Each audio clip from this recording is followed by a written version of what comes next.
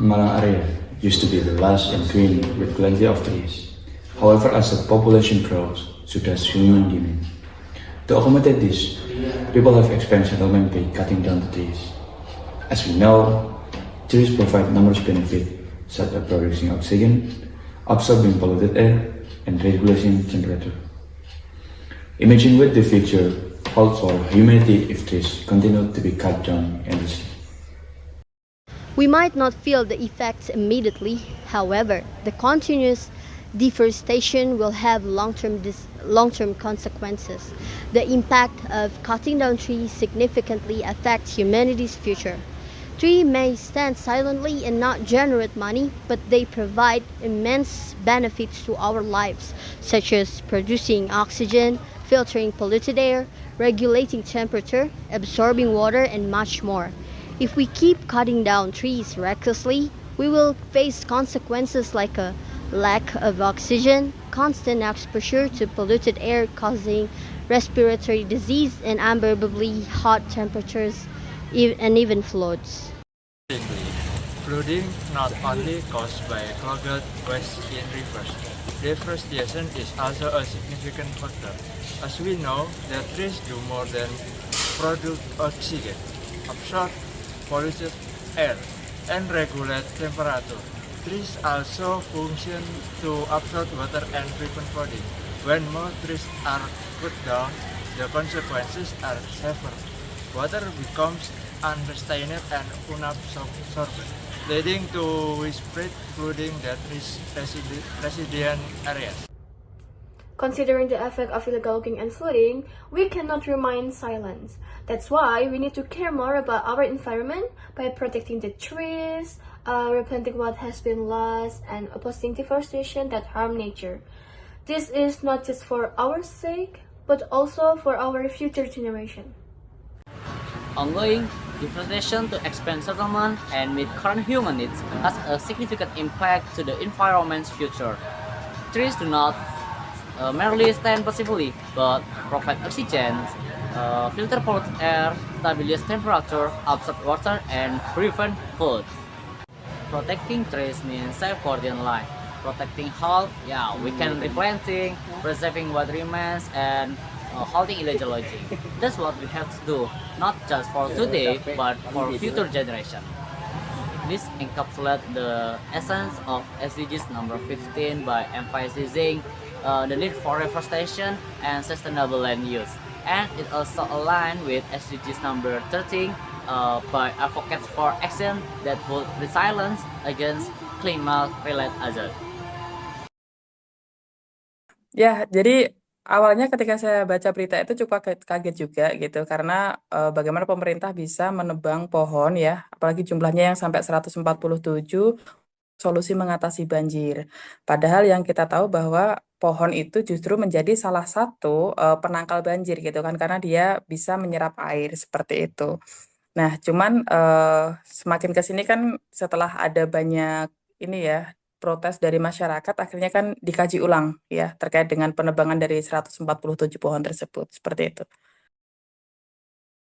Dampak jangka panjangnya jelas ini ya bisa berbahaya juga ya artinya bahwa pohon itu kan satu yang pertama di jalan itu kan untuk air, dia juga bisa untuk menyerap polusi juga gitu. Jadi ketika pohon tersebut ditebang, nah yang dikhawatirkan justru malah menimbulkan masalah baru gitu. Karena kan kita tahu di Kota Malang, terutama di area Suhat juga salah satu titik lokasi yang sering banget terjadi macet gitu ya. Volume kendaraannya kan cukup tinggi gitu. Nah, artinya kan polusinya sangat tinggi. Ketika pohon-pohon itu ditebang, nah nanti kan bisa polusinya itu semakin tinggi gitu. Nah, selain itu juga pohon selain terkait dengan polusi juga kan bisa apa yang membuat kita jadi lebih teduh seperti itu ya. Artinya memang untuk ekosistemnya itu ya, pohon itu sangat penting gitu bagi kehidupan kita seperti itu. Ketika ditebang ya, itu memang harus benar-benar diperhatikan gitu dampaknya gitu. Kalau dampak jangka panjangnya kalau memang benar-benar 147 yang ditebang, nah ini saya khawatirkan adalah nanti justru muncul masalah baru nih. Satu masalah terselesaikan tapi menimbulkan masalah yang lain seperti itu. Awal ya. dia mampu menyerap air yang banyak, bisa menyimpan cadangan air di situ gitu. Ya, itu selain untuk apa ya istilahnya ketika hujan dia bisa menyerap juga nanti untuk cadangan air itu juga kan digunakan oleh masyarakat di sekitar itu gitu. Karena ketika ditebang yang dikhawatirkan adalah tadi bisa jadi banjir atau mungkin malah bisa ada kekeringan juga gitu karena cadangan airnya kan hilang. Nah, itu untuk maksudnya untuk jangka panjangnya ya. Ini kan seperti itu. Jadi ada istilahnya kayak anomali juga gitu ya. Pohon itu karena sangat penting bagi kehidupan kita gitu. Selain tadi untuk penyerapan air juga ya, cadangan air itu tadi juga dia bisa tadi menyerap polusi ya. Terus bisa membuat kita jadi lebih adem gitu ketika di jalan karena yang secara psikologi kita kalau misalkan apa ya di cuaca yang panas itu kan lebih cenderung emosional. Nah, itu juga sebenarnya penting juga secara mungkin nggak langsung ya orang banyak nggak sadar gitu.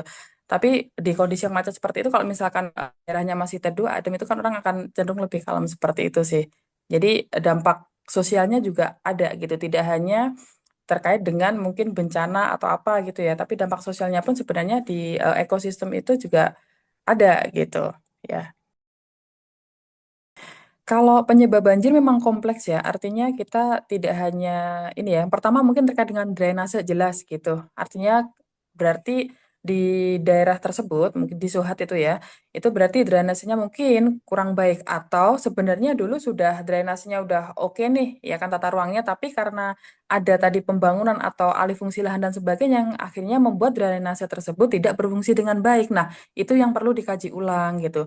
Mungkin kita bisa contohkan di Jawa Barat yang kemarin sempat viral ya di daerah Bekasi kalau nggak salah. Nah itu kan ada revitalisasi lahan tuh, ya kan yang sungai yang seharusnya itu bisa untuk ini ya apa aliran sungainya ini. Nah ternyata di atasnya kan banyak di bangunan-bangunan liar. Nah akhirnya kan direvitalisasi, ada normalisasi sungai. Nah kemudian itu ternyata bisa mengurangi banjir di daerah tersebut seperti itu. Nah itu nanti mungkin bisa sebagai apa ya istilahnya eh, dasar kajian gitu lagi untuk pemerintah ya karena kan ini kalau yang saya baca itu kan dananya dari Pemprov ya cuman kan ini wilayahnya di Kota Malang.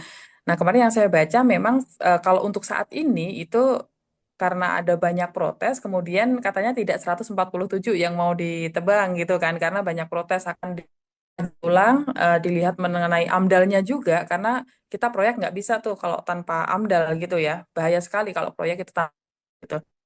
Nah itu paling sekitar 20% lah gitu.